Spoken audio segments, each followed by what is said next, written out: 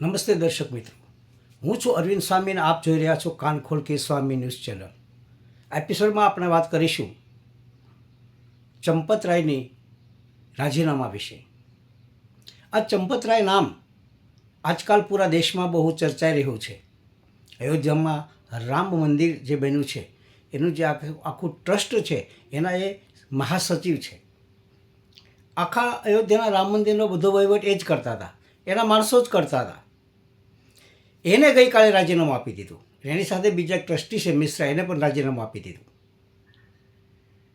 આ ચંપતરાય સામે અત્યારે આંગળી ચીંધાઈ રહી છે. ચંપતરાય વિશ્વ હિન્દુ પરિષદ સાથે પણ સંકળાયેલા છે, સંઘ સાથે પણ છે જોડાયેલું, અને એ દિલ્હીમાં પણ એના હાથ ઘણા લાંબા છે. રામ મંદિર અયોધ્યામાં કરોડો રૂપિયાની જે ચોરી થઈ છે, જેમાં રોકડ રકમ છે, ઝવેરાત છે, હીરા છે, મોતી છે, ચાંદી છે, સોનું છે, કિંમતી મૂર્તિઓ છે, ધાતુઓ છે, આ બધું જ ગાયબ થઈ ગયું સાહેબ. યોગી સરકારે જે સીટની રચના કરી છે તપાસ સમિતિની, એમાં 8 જણની ગઈકાલે એને ધરપકડ કરી. 8 જણા જે છે એ તો બધું બહુ નાના માણસો છે, નાની નાની માછલીઓને પકડી છે. ચંપતરાય જેવા મગરમચ્છ તો હજી પોલીસ પકડથી દૂર છે. એને પકડવા એ યોગી આદિત્યનાથ માટે પણ બહુ અઘરું છે સાહેબ. કારણ કે ચંપતરાય છે એની ઉપર નાગપુરનો હાથ છે ને દિલ્હીનો હાથ છે. એટલે ચંપતરાયની ધરપકડ કરવી એ યોગી માટે પણ બહુ મુશ્કેલ છે. યોગી એવું કહે છે કે દૂધનું દૂધ અને પાણીનું પાણી થઈ જશે, કોઈને છોડવામાં નહીં આવે. પરંતુ આ તો દરેક સરકાર એવું કહેતી હોય છે. ગુજરાતમાં ક્યાંક બને તો હર્ષ સંઘવી આવું જ કહે છે કે કોઈને બક્ષવામાં નહીં આવે, કોઈને છોડવામાં નહીં આવે. અને પછી ખરેખર જે ગુનેગારો હોય છે, મોટા માથાઓ, એ દરેક ઘટનામાં છૂટી ગયા છે. આવી સીટ તો ગુજરાતમાં કેટલી થઈ.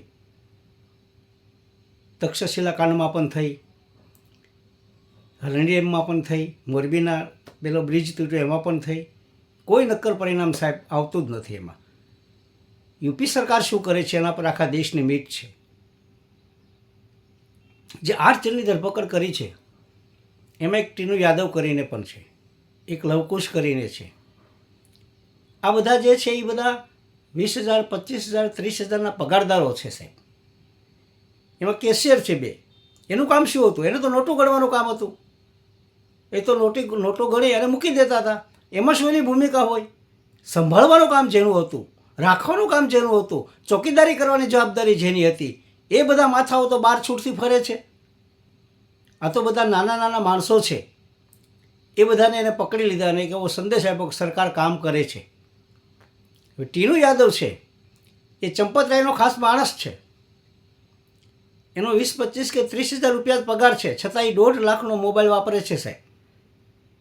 અયોધ્યામાં રોજની લાખોની આવક હતી, એ બધાની ચાવી એની પાસે રહેતી હતી. જર ઝવેરાતનું બધું એ સંભાળતો હતો. મોટાભાગનો વહીવટ ચંપતરાય વતી એ કરતો હતો. ચંપતરાય એક જમાનાનું બહુ મોટું માથું હતા. પરંતુ ભાજપની આ સરકારમાં ચંપતરાયને પકડવા એ તો યોગી આદિત્યનાથ માટે પણ અત્યંત અઘરું બની જવાનું છે. અત્યારે તો નાના નાના માણસોને પકડી લીધા છે અને સરકાર એક એવો દેખાડો ઊભો કરે છે કે જો સરકાર પગલાં રહી છે. આપણે એવું નહીં કહી શકીએ છાતી ઠોકીને કે યોગી આદિત્યનાથ આમાં કોઈ કડક પગલાં નહીં લે.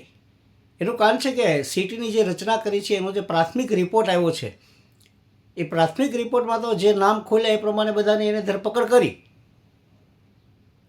કદાચ આ બધા જે છે એની રિમાન્ડ દરમિયાન કંઈ એવું બોલે કે જેથી ચંપતરાય સુધી કાયદાનો ગાળીઓ છે પહોંચી શકે, આવું પણ શક્ય બને. જ્યાં સુધી સીટનો ફાઇનલ રિપોર્ટ ન આવે ત્યાં સુધી આપણે એવું પણ નહીં કહી શકીએ કે યોગી આદિત્યનાથ આ બધાને છાવરે છે.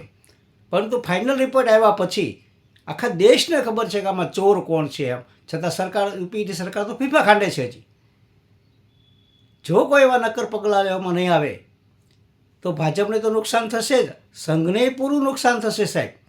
રામ પ્રત્યેની આસ્થા છે એમાં અત્યંત ઘટાડો થશે, કરોડો હિન્દુઓની લાગણી દુભાશે. પરંતુ યોગી આદિત્યનાથને 2027ની ચૂંટણીમાં બહુ મોટા પાયે એને નુકસાન થશે સાહેબ. કારણ કે આખા દેશમાં હોવા થઈ ગઈ છે અને બધાને ખબર છે ખરા ચોર કોણ છે. રામના નામે જેને મત લીધા રામના નામે જેને હિન્દુ મુસ્લિમો વચ્ચે ઝઘડાઓ ઊભા કરાવ્યા, રામના નામે જેને લોકો પાસેથી ઠગ્યા, પૈસા લીધા સાહેબ, સોનું લીધું, ચાંદી લીધી, કેટલાકનો તો હિસાબ નથી. એક સિંધી સમાજના એ તો હું તમને કહું 200 ચાંદીની ઈંટ, 1 કિલોની એક ઈંટ એવી 200 કિલો 200 ચાંદીની ઈંટ ચંપતરાયને આપી હતી. આ ચંપતરાય એને હજી પહોંચ પણ આપી નથી. આ બધું ખુલ્લું હોવા છતાં, આ બધા નિવેદનો આપ્યા છતાંય સાહેબ ચંપતરાય સુધી હજી પોલીસ પહોંચતી નથી. એનો અર્થ એ થયો કે ચંપતરાયને બચાવવાલા કાં દિલ્હીના કાવો છે કાં નાગપુરના કાવો છે. અને આવી રીતે તમે ચોરને બચાવ્યા કરશો તો સાહેબ હિન્દુ સમાજ તમને પણ આવતીકાલે માફ નહીં કરે. મારો એપિસોડ આપણે ગમ્યો હોય તો લાઈક કરજો, શેર કરજો, સબસ્ક્રાઈબ કરજો અને બેલ આઇકોનનું બટન દબાવજો. અસ્તુ.